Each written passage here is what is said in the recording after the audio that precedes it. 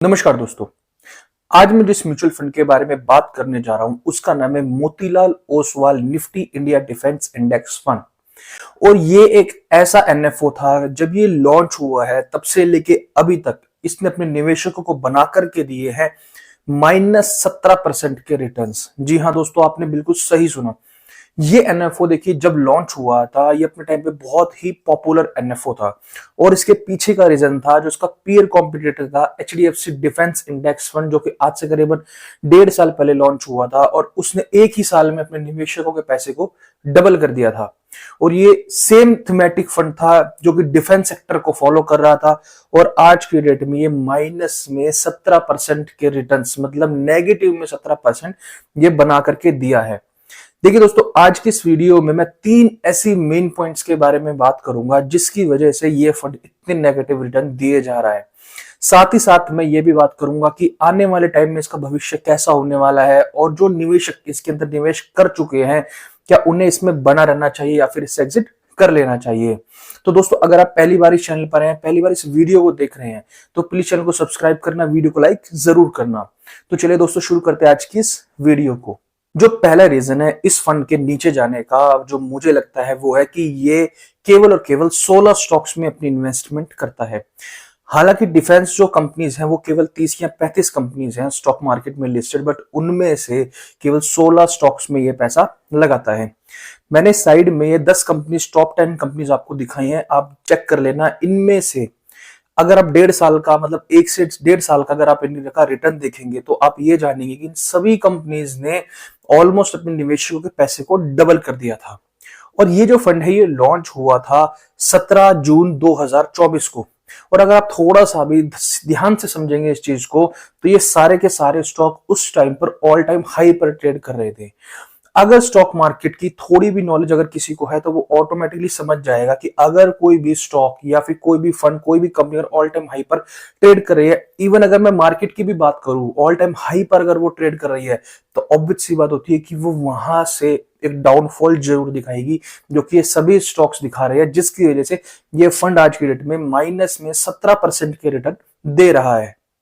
दूसरा जो मेन कारण था वो था इसके गलत समय पर लिस्टिंग होना इस फंड की। देखिए दोस्तों, ये जो फंड था ये 17 जून 2024 को लॉन्च हुआ था और अगर आप थोड़ा सा ध्यान से अगर देखेंगे, अगर 6-7 महीने पहले जाकर, तो जून के बाद से, जून के बाद जुलाई में मार्केट थोड़ा ठीक था, बट उसके बाद से मार्केट लगातार जो है फॉल करता हुआ जा रहा है।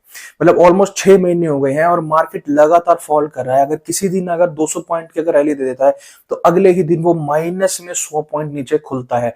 मतलब एक रेंज में फंस के रह गया है मार्केट, जिसकी वजह से ये जो स्टॉक्स हैं ये सारे ऑल टाइम हाई पर उस टाइम ट्रेड कर रहे थे और सब में एक प्रॉफिट बुकिंग आई, जिसकी वजह से जिन लोगों ने इसके एनएफओ के अंदर पैसा लगा दिया था उनके वहां से मुश्किल से 15 या 20 दिन ये सही इसने रिटर्न दिखाए थे, बट उसके बाद से ये लगातार डाउन जाने लगा।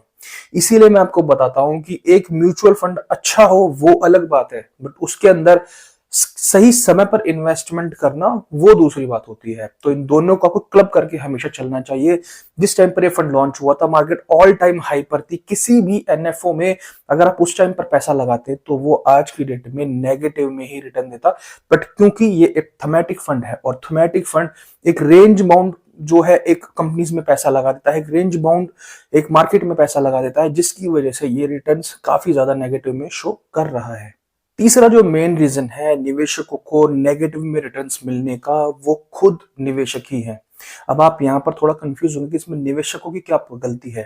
देखिए दोस्तों, जिस टाइम पर यह फंड लॉन्च हुआ था उससे करीबन 1-1.25 साल पहले ही एचडीएफसी का डिफेंस फंड लॉन्च हुआ था मार्केट में, जिसने करीबन 1 साल में ही अपने निवेशकों के पैसे को डबल कर दिया था। और जिस टाइम पर फिर ये एनएफओ लॉन्च हुआ, इसकी न्यूज आई थी, तो लोगों में एक लालच कह लीजिए या फिर लोगों में एक उमंग कह लीजिए कि उन्हें एक लॉटरी की तरह से ये फंड दिखा था कि 10 रुपए में एनएवी मिल रही है। 1 साल पहले हुए फंड ने डबल कर दिया पैसे को, तो हो सकता है कि ये फंड भी डबल कर दे। तो लोगों ने अच्छी तरह से जम जम के पैसा लगाया। मतलब अगर आप आज की रेट में भी देखेंगे तो 6 महीने के अंदर, मतलब 6 महीने ही हुए इस फंड को लॉन्च हुए और करीब करीब 2500 करोड़ के आसपास का इसका एयूएम है। तो आप ये समझिए कि लोगों ने कितना इसके अंदर पैसा लगाया था। देखिए दोस्तों, जरूरी नहीं है कि पास्ट में कोई एक सेक्टर अच्छा चल रहा है तो आने वाले टाइम में वो सेक्टर अच्छा करेगा, बट यही एक गलती निवेशकों से हो गई कि उन्होंने बिना ये सोचे समझे कि कंपनीज अभी किस तरह से, सेक्टर किस तरह से ये काम कर रहा है और आने वाले टाइम में क्या ये प्रॉफिट बना करके देगा भी या क्या करेगा, लोगों ने इसमें अच्छी तरह से पैसा लगा दिया और आज की डेट में ये वही काम कर रहा है कि माइनस में 17% के रिटर्न ये दे रहा है। तो दोस्तों फाइनली अब हम लोग ये जान लेते हैं कि आखिरकार जिन भी निवेशकों ने इसके अंदर निवेश किया है उनका पैसा कब तक पॉजिटिव में आ सकता है, कब तक ये रिटर्न नेगेटिव से पॉजिटिव में देना शुरू कर देगा। देखिए दोस्तों, आज से करीबन 4 महीने पहले, 3 से 4 महीने पहले मैंने एक वीडियो पब्लिश की थी अपने चैनल पे, जिसमें मैंने सेम टॉपिक पे वीडियो बनाई थी कि डिफेंस सेक्टर कब तक जो है पॉजिटिव रिटर्न देगा। और उस टाइम पर मैंने क्लियरली ये चीज बोली थी कि मुझे अभी आने वाले टाइम 4 से 5 महीने में इस फंड के कोई भी पॉजिटिव रिजल्ट मुझे नहीं दिख रहे हैं। और आज वही टाइम हो गया है कि जनवरी का अब एंड शुरू होने वाला है और ये नेगेटिव में ही रिटर्न दे रहा है। देखिए दोस्तों, मैं आपको एक चीज बता देता हूँ कि ये कोई भी गलत सेक्टर नहीं है, ये कोई भी कमजोर सेक्टर नहीं है। देखिए, कोई भी सेक्टर अगर आज की डेट में बूम कर रहा है तो वो आने वाले टाइम में थोड़ा सा डाउनफॉल दिखाएगा।